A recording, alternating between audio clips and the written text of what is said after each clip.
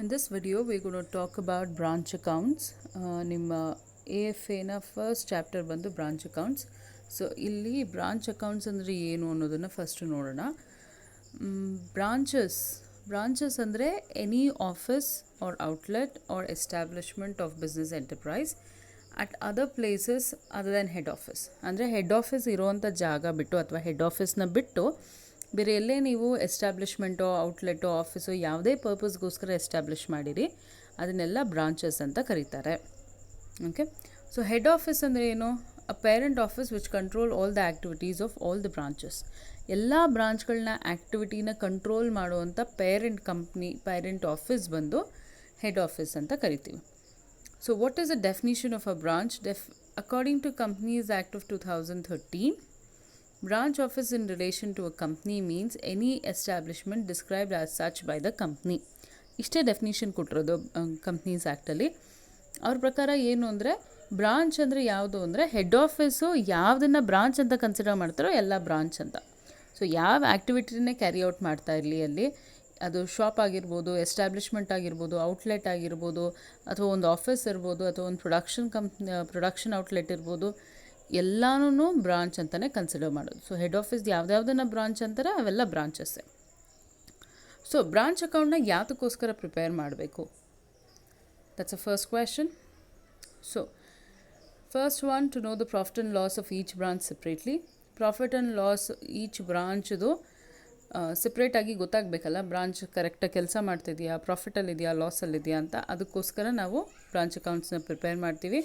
To know the financial position of each branch separately.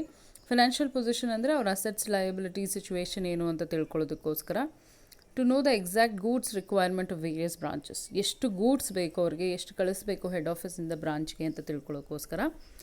To evaluate the progress and performance of each branch. Progress ಹೇಗಿದೆ, ಬೆಳೀತಾ ಇದ್ದಾರಾ ಅಥವಾ problem ಆಗ್ತಾ ಇದೆಯಾ, ಹೋದ ವರ್ಷಕ್ಕಿಂತ ಈ ವರ್ಷ ಪರ್ಫಾರ್ಮೆನ್ಸ್ ಹೆಂಗಿದೆ ಅದನ್ನು ತಿಳ್ಕೊಳ್ಳೋಕ್ಕೋಸ್ಕರ. Calculate commission payable to the branch manager if it is based on profit. ಕೆಲವೊಮ್ಮೆ ಬ್ರಾಂಚ್ ಮ್ಯಾನೇಜರ್ಸ್ಗೆ ಕಮಿಷನು ಆ ಪ್ರಾಫಿಟ್ ಮೇಲೆ ಪರ್ಸೆಂಟೇಜ್ ಆಗಿ ಕೊಡ್ತಾರೆ. ಸೊ ಅದನ್ನು ಕ್ಯಾಲ್ಕುಲೇಟ್ ಮಾಡೋದಕ್ಕೂ ಪ್ರಾಫಿಟ್ಸ್ನ ಕಂಡಿಡ್ಕೋಬೇಕು. To make necessary suggestions for improvement of any branch. So if you want to make some improvements of your branch and if you want to suggest measures to do so, then that can be done through your branch accounts. And to exercise proper control over each branch. ಎಲ್ಲ branch ಮೇಲೆ proper ಕಂಟ್ರೋಲ್ನ exercise ಮಾಡೋಕ್ಕೋಸ್ಕರ ಕೂಡ branch ಅಕೌಂಟ್ಸ್ನ prepare ಮಾಡ್ತೀವಿ. So ಇದಿಷ್ಟು the reasons why branch accounts are prepare. ನಾವು what is the accounting procedure for branches? First of all ಬ್ರಾಂಚಸ್ನ ಹೆಂಗೆ ಕ್ಲಾಸಿಫೈ ಮಾಡ್ತಾರೆ ಅಂತ ನೋಡೋಣ. Branches are classified into 2 major types. One is your domestic branch. Domestic branch ಅಂದರೆ branches located in the same country as the head office. ಅಂದರೆ head office ಎಲ್ಲಿ locate ಆಗಿರುತ್ತೋ ಅಲ್ಲೇ ನಿಮ್ಮ ಬ್ರಾಂಚ್ ಕೂಡ ಲೊಕೇಟ್ ಆದರೆ ಅದನ್ನು ಡೊಮೆಸ್ಟಿಕ್ ಬ್ರಾಂಚ್ ಅಂತ ಕರಿತೀವಿ. So if your head office is in India, ನಿಮ್ಮೆಲ್ಲ ಬ್ರಾಂಚ್ ಇಂಡಿಯಾಲಿದ್ದರೆ ಅದು ಡೊಮೆಸ್ಟಿಕ್ ಬ್ರಾಂಚ್. ಇಂಡಿಯಾ ಬಿಟ್ಟು ಬೇರೆ ಯಾವುದೇ ದೇಶದಲ್ಲಿದ್ದರೂ that becomes a foreign branch. So head office ಮತ್ತು ಬ್ರಾಂಚಸ್ ಒಂದೇ ದೇಶದಲ್ಲಿದ್ದರೆ ಡೊಮೆಸ್ಟಿಕ್ ಬ್ರಾಂಚ್, ಹೆಡ್ ಆಫೀಸ್ ಬೇರೆ ದೇಶ, ಬ್ರಾಂಚಸ್ ಬೇರೆ ದೇಶದಲ್ಲಿದ್ದರೆ ಫಾರಿನ್ ಬ್ರಾಂಚ್. ಓಕೆ, ಡೊಮೆಸ್ಟಿಕ್ ಬ್ರಾಂಚಲ್ಲಿ 2 ರೀತಿಯಾದ ಬ್ರಾಂಚಸ್ ಬರುತ್ತೆ. ಒಂದು ಡಿಪೆಂಡೆಂಟ್ ಬ್ರಾಂಚಸ್, ಒಂದು independent branches. What is dependent branch? Dependent branch ಅಂದರೆ branches which are under the control of the head office for administration purpose. Administration ಪರ್ಪಸ್ಗೆ ಮೇಜರ್ ಡಿಸಿಷನ್ಸ್ ಎಲ್ಲನೂ head ಆಫೀಸೇ ತೊಗೋತಾ ಇದ್ದರೆ that is called as a dependent branch. Even the accounts are maintain by head office. ಪ್ರತಿ ಅಕೌಂಟ್ಸ್ನು maintain ಮಾಡ್ತಾರೆ. Independent branches are branches which take their own decisions. They have a lot of freedom in exercising their powers. ಅವ್ರು ಏನೇನು ಬೇಕೋ ಅದನ್ನು ಫ್ರೀಯಾಗಿ ಮಾಡ್ಕೋಬೋದು. ಅದನ್ನು ಇಂಡಿಪೆಂಡೆಂಟ್ ಬ್ರಾಂಚಸ್ ಅಂತ ಕರಿತೀವಿ. ಡಿಸಿಷನ್ಸ್ ತೊಗೋಬೋದು, ಪರ್ಚೇಸಸ್ ಮಾಡ್ಬೋದು, ಫಿನಾನ್ಷಿಯಲ್ ಟ್ರಾನ್ಸಾಕ್ಷನ್ಸ್ ಮಾಡ್ಬೋದು. ಅವನ್ನ ಇಂಡಿಪೆಂಡೆಂಟ್ ಬ್ರಾಂಚಸ್ ಅಂತ ಕರಿತೀವಿ. ನಮ್ಮ ಸಿಲೆಬಸ್ಗೆ ಇರೋದು ಬರೀ ಡಿಪೆಂಡೆಂಟ್ ಬ್ರಾಂಚಸ್ ಮಾತ್ರನೇ. So we'll only be dealing with dependent branches. Dependent branches actually are further classified into 2. Dependent branchesನ ಕೂಡ ನಾವು 2 ಭಾಗವಾಗಿ ಡಿವೈಡ್ ಮಾಡ್ತೀವಿ. One fully controlled branch and partially controlled branch. Fully controlled branches ಅಂದರೆ ಅವ್ರಿಗೇನೂ ಡಿಸಿಷನ್ ಮೇಕಿಂಗ್ ಪವರ್ ಇರೋದಿಲ್ಲ. ಎಲ್ಲ decisions, ಎಲ್ಲ amount, ಸಪ್ಲೈಸು ಎಲ್ಲ head ಆಫೀಸಿಂದ ಬರುತ್ತೆ. ಅವ್ರು ಏನೂ ಪರ್ಚೇಸ್ ಮಾಡೋ ಹಾಗಿಲ್ಲ. ಆಮೇಲೆ ದುಡ್ಡೇನನ್ನು ಕಲೆಕ್ಟ್ ಮಾಡ್ತಾರೆ ಡೆಟರ್ಸಿಂದ ಆಗಲಿ ಅಥವಾ ಸೇಲ್ಸಿಂದ ಆಗಲಿ ಅಥವಾ ಬೇರೆ ಯಾವುದೇ ರೀತಿಯಾದಂಥ ಇನ್ಕಮ್ ಬಂದರೂ ಕೂಡ ಅದನ್ನು ಅವರು ಇಮಿಡಿಯೇಟಾಗಿ ಹೆಡ್ ಆಫೀಸ್ಗೆ ಟ್ರಾನ್ಸ್ಫರ್ ಮಾಡಬೇಕು. Even their expenses are met by the head office. So ಇದನ್ನು ಫುಲ್ಲಿ ಕಂಟ್ರೋಲ್ ಬ್ರಾಂಚಸ್ ಅಂತೀವಿ. ವೆರಾಸ್ ಪಾರ್ಟ್ಲಿ ಕಂಟ್ರೋಲ್ ಬ್ರಾಂಚಸ್ ಅಂದರೆ they have limited powers for decision making. They allowed certain amount of flexibility in operations. ಸ್ವಲ್ಪ ಬಿಡ್ತಾರೆ.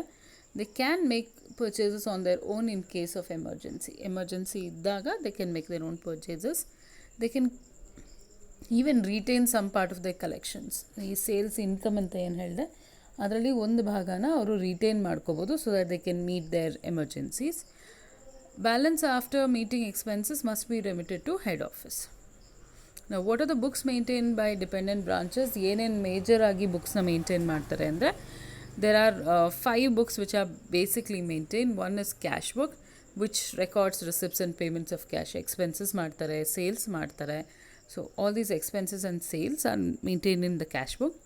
This is a petty cash book which records petty payments ಅಂದರೆ stationery ಅಥವಾ office expenses, refreshments, ಈ ಥರ ಸಣ್ಣ ಪುಟ್ಟ supplies, ಈ ರೀತಿಯಾದಂಥ ಎಕ್ಸ್ಪೆನ್ಸಸ್ನ ಪೆಟಿ ಕ್ಯಾಶ್ ಬುಕ್ಕಲ್ಲಿ ರೆಕಾರ್ಡ್ ಮಾಡ್ತಾರೆ. Sales book which records credit ಸೇಲ್ಸ್ಗೆ ನಿಮಗೆ ಅಕೌಂಟ್ಸ್ ಬೇಕೇ ಬೇಕಾಗುತ್ತೆ. So you have a sales book there.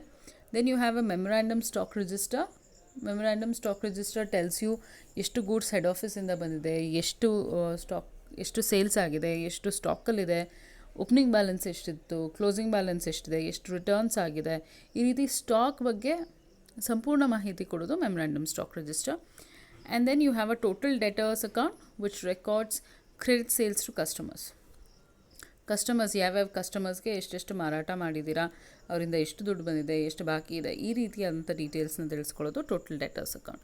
So ಇವು major books which are maintained by dependent branches. So ನಾನು ಆಗಲೇ ಹೇಳ್ದಂಗೆ ನಮ್ಮ ಸಿಲೆಬಸ್ಗೆ ಇರೋದು ಓನ್ಲಿ ಡಿಪೆಂಡೆಂಟ್ ಬ್ರಾಂಚಸ್. ಆ dependent ಬ್ರಾಂಚಸಲ್ಲಿ there are 3 methods of accounting which we'll see in the next session, and we will only deal with debtor system. Okay, thank you.